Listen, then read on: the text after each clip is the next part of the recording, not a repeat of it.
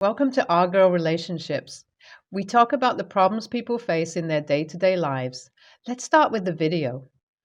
I'm so mad at my father in law. I despise him with every cell of my body and just want to ban him from my house and never see him again. If I could, I would like to stop him from ever visiting my house or meeting my kids. He used to just annoy me in the past, but this time he's really gone and done it. He's managed to make me blow my top and there's no going back. I just want to know if the people here agree with me that he's an a-hole or not. Since I have experienced all the things, I know it's completely possible for my opinions to be biased and that I was maybe overreacting, but I really doubt that's the case, so y'all should judge the incident that happened. My husband is the person who works, and I'm a housewife. I quit my job soon after I got married and had kids. I wanted to be a stay at home mom and raise my kids. When we were looking for a house to buy, my father in law told me that a house just went up for sale in his neighborhood and we should get it so we can all stay together. My husband was really excited about the idea, and I didn't mind at that time because it's a really good neighborhood. So we moved here, and I quit my job and decided to stay at home. That's when difficulties between me and my father in law started arising. He started taunting me and calling me a freeloader. Even after my husband talked to him, his behavior didn't change much. I was determined to not let him get on my nerves and just pretended to laugh it off every time. But a couple of weeks ago, when my father in law decided to throw a party, he invited the whole neighborhood. Even my husband and kids were there. I found out from my neighbors when they were getting ready to leave and saw me in the lawn watering the plants. They asked me why am I still there and why haven't I gone down to the party. I asked them which party and they told me that my father-in-law was throwing one. I was flustered to find it from them and made the excuse that I wasn't feeling well. When my husband came back with the kids, he asked me why I didn't go and I told him I wasn't invited. He said that's weird because the whole hood was there. Now, I was really pissed. This was him crossing lines by forcefully excluding me. I was determined to take revenge. I couldn't just sit tight and ignore his tactics anymore. Last weekend, I decided to throw my own party. It took a little convincing to get my husband to agree, but I finally did it.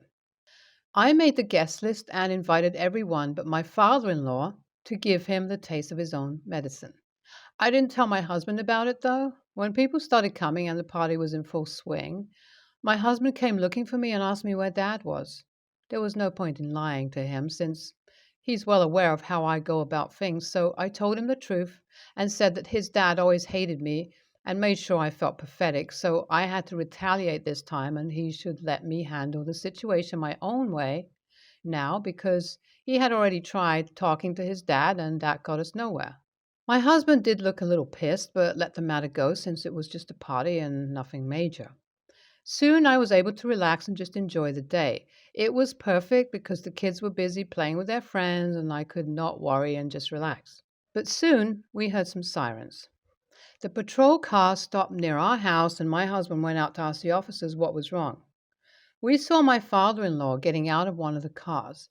I realized he was about to do something major and quickly went down the driveway to listen to what was happening. The officer was saying that they had received a complaint that this house party was giving out drugs to the guests and they are here to officially check things for themselves. I couldn't believe it. My father in law went to such lengths just to ruin my party. How could he be this petty? Didn't he realize that his own grandkids were here? Meanwhile, my husband was trying to talk to the officers, but to no avail, since they are legally required to check every case of drug suspicion. Since no one was allowed to leave the area, everyone stayed in the house or on the lawn while the officers checked the whole house. It was really troublesome not only for us but also for our neighbors. All the while, I was glaring daggers at my father in law. I was so pissed that I could have gone violent right there if not for my kids and husband. It took the officers about 2 to 3 hours of searching to make sure that nothing was suspicious and marked the report as false suspicion. Once they were gone, we let everyone go home. My husband told me he'd call the cleaners the next day so I don't have to worry about the mess, and we should just go inside and try to relax since it was already getting late. Since that day, I haven't talked to my father in law or anyone else for that matter. I was completely humiliated in front of the whole neighborhood, and I didn't think I could even look at my father in law without blowing my top. I told my husband that this has gone far enough and that I don't want my kids or him to ever meet that man again, and if he refuses me, I'll take the kids and leave. I'm also planning to look into more houses. Now, is my reaction really over the top and am I making a big fuss out of nothing? Do you think I'm being an a-hole here? My husband did tell me that he can't just up and leave his family, but he was going to put his foot down because his father had gone very far this time. He said this isn't his usual behavior and he can't understand why in the world he would hate me so much that he would compromise his own grandchildren's childhood by sending officers to our house. I don't care about whatever my husband says or does now because I know for a fact that I won't put up with the antics of my father in law anymore. If he doesn't stop anymore, I am going to have to take extreme measures, steps that would definitely get me labeled as a bitch and an a hole. My husband finally talked to his dad one last time. He invited him over for drinks and brought up the conversation subtly. He asked him why he went to such limits last time as to send cops to his own son's place. His dad said that he didn't really have a choice. He had been trying really hard to make his son understand that I'm someone who would ruin this house and his children. He told him that a freeloader like me, who doesn't work or contribute anything to the home, is not worth his son's love, and he should just let me go. I was glad to hear my husband sound disrespected at those words because if he hadn't stood up for me right there, I would have really hurt his father. The absolute disgrace of his words was so disappointing that I didn't even know where to begin. My husband told his father that he should stop talking as he had crossed the limit, and if he cannot bring himself to respect his wife, then we'd have no choice but to cut all ties with him. He told him that he loved me and that I'm a great mother to his children and a great wife, and if his father can't see it, then there's no need for him to visit us or stay in our lives. My father in law was shocked after hearing these words. He stared daggers at me before telling his son how disappointed he is in him and walking out of the house. That day, the mood was very sour, and neither me nor my husband said much of anything, except that we're going to have to stop all contact with father in law if he didn't apologize. I'm glad to finally have my husband's support. I think now I can finally stand my ground when I retaliate to the tactics of my father in law. And if things don't improve, we won't have any choice but to move away. I wrote about my father in law and how much he hates me in my original post. I even posted an update after that, and many of you were curious about how things were going after so many months have passed. Sadly, to update you guys, I can't say that much has changed with my father in law. After my husband's outburst, my father in law did stay quiet for a while and didn't talk to either of us much. He only came to visit his grandchildren and sometimes even took them out for snacks. But our relationship continued to be strained. The looks he gave me clearly told me that he still thinks of me as dirt on his soles. Things got so difficult that it was hard for us to stay in the same room. We couldn't stand each other, even in public, and rumors, which had a lot of truth to them, were going around in the neighborhood. I had no choice but to ask my husband to consider moving to a different neighborhood. I don't want my kids to grow up in such a toxic environment. My husband agreed with me, and we finally moved last month. We got a fresh start here, and things are finally great. I was able to focus on raising my kids, and I didn't feel as much mentally exhausted as I used to. We threw a housewarming party 2 weeks ago and even ended up inviting a few of our friends from the old neighborhood. But we have cut all ties with my father in law. He is no longer allowed to meet us or our kids. We don't talk about him anymore and are focusing on living our lives. NTA, I don't think you're the a-hole here. It's completely fine for a married woman with kids to be a stay-at-home mom, and there was no room for your father-in-law to shame you for that choice. Raising kids is not an easy job, and if he can't understand the importance you have, then I say you should just leave him behind. NTA, I think your father in law is the real a hole here who has no right to call the cops on you just because he doesn't like you. It was a crappy move. And if I was at your place, then I would have put him in his place a long time ago. I don't know how you managed to show as much patience with him as you did, but I really think he doesn't deserve any of that. I'm 24-year-old male, have twins, 8 male and female, who I obviously had very young. Their mom was my first girlfriend and got pregnant with them when we were freshmen in high school, 14, 15. She came from a very well off family whose public appearance meant everything to them. She was on board with keeping them, but a few months after giving birth, she and her parents told me that they wanted to give them up for adoption because they didn't want the babies to mess up her future. I wouldn't agree to it, and that resulted in her signing away her parental rights, moving away, and blocking me on everything. I tried to reach out to her and her family multiple times over the years, up until the twins were 3. I continued to be the best dad I could be without her, even though it was extremely hard, and even made it through college with them. My sophomore year of college, I met a great girl who's now my wife and has taken on the mother role for my kids. They love her. I love her. It's great. She legally adopted them after we got married, and everything has been going so good. About 3 months ago, I received a call from a number that seemed familiar, but I couldn't remember who it could be. When I answered, it was my kid's bio mom asking about them. I immediately told her that it wasn't her place to ask about them and they have a mom, and to lose my number. Since that day, I've gotten calls, texts, and voicemails from random numbers, and they're all from her. I never answer or respond to them. A little over a week ago, I was out with my wife and kids when their bio mom approached me.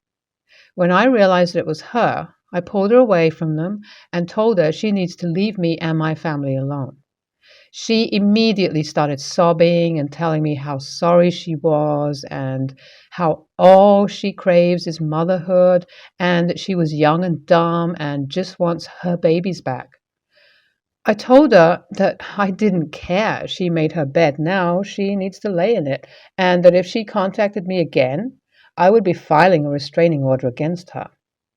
We parted ways and I took my family home. My wife didn't ask questions until the kids were asleep, and that's when I told her about the calls and texts. We talked about everything, and my wife told me that I was being unfair to her for punishing her for a choice that she made and probably didn't have a say in at 15. She wants me to give her a chance to at least explain everything, but I don't feel like I want to do that. Raising 2 kids as a kid myself was hard, and I did it with very little help. I don't feel that I should give her a chance to explain her decisions, but my wife says it's unfair not to allow an explanation. AITA? I would like to add that my kids are fully aware that my wife isn't their biological mother. She's been in their lives since they were 4. Also, since they've understood the concept of a mother around 3-ish, they were a bit curious as to who their biological mother is, and I've never hid it from them. I did my best to explain that situation to them in a way that they would understand. I would always show them pictures and stop shortly after I met my wife. I've talked to my personal therapist, as this situation has been extremely stressful for me to handle because it's felt like years of suppressed emotions are resurfacing. With the advice of my therapist, my wife and I will be meeting with their mother to at least hear her out. I'll try to update again once we meet. Appreciate the advice from you all. NTA at all, and I would not entertain letting her have any contact. The situation would be different if she had contacted you periodically over the years, or at least when she turned 18, 21, to express regret or ask how they were doing. But she said nothing for 8 years, even when OP tried to contact her. If her family was able to control her until she was 24, you don't want someone like that in you or your kids' lives. NTA, she gave up the kids for adoption. It's basically the same as having a closed adoption. You can't waltz back in 8 years later and be like, oh, I crave motherhood, like they are some sort of snack you can fill up on whenever it suits you. She can wait until they're 18, like anyone else who gives up their kids. I get she was young, but she's 24 now. She had, at the very least, the last 6 years to try contact you. Instead, she lived her life, and now that all the school and being young, wild, and free is done, she thinks she can pick up where she left off? Think not. My son's dad abandoned him, and I am an 18-year-old mom. And when my husband wanted to adopt my son, his bio dad, after having zero contact for 6 years, said no. I didn't care. I pushed it anyways. My son better not have some flake in his life. NTA, you don't owe that woman a thing. She and her family made a decision years ago, and it was to not be a part of the children's lives. She now regrets it and wants to be their mom. No. They have a mother who has been there day in and day out and is legally their mother. What happens if they meet this woman and next week, month, year, she decides that being mom isn't for her and vanishes? Kids need stability and predictability. Document everything and file a restraining order if necessary. Explain it to your kids when they're old enough to understand and make a choice of their own. If you let this woman in now, there's no telling what she will want next. It could be a slippery slope. I'm a 22-year-old female and have a very big family. I have 3 step siblings and 4 half siblings. I am one of the older ones. I go to medical school and moved out 2 years ago. Since my parents, mother and stepfather, have so many kids to take care of, they aren't able to help me out financially as much. They do pay for my education, which is about 3,000 per year, just like they do for the other kids. I have a job and use student loans to pay for all of my expenses. Due to COVID and other reasons, the kids that go to college, 4 of us in total, including me, have some delays. So next year, I still have to finish past 3 classes. This isn't a lot, so I am planning on working extra shifts and maybe I'll go on a trip or something like that. The other kids in college have more classes to do next year, so they aren't able to do these things. I was planning on using the extra money that I am going to make due to working extra shifts for all of my expenses so that I don't need to use student loans anymore. When I told my parents about my plans for the upcoming school year, they suggested that I pay for my own education now since I am going to be working a lot more. I personally find this quite unfair since they're still paying for everybody else's. So just because I pass more classes than my siblings, I'm getting their financial help taken away? When I said this to them, they disagreed and said that I just need to set different priorities next year. I was quite upset, but decided to let it go since it's their money at the end of the day.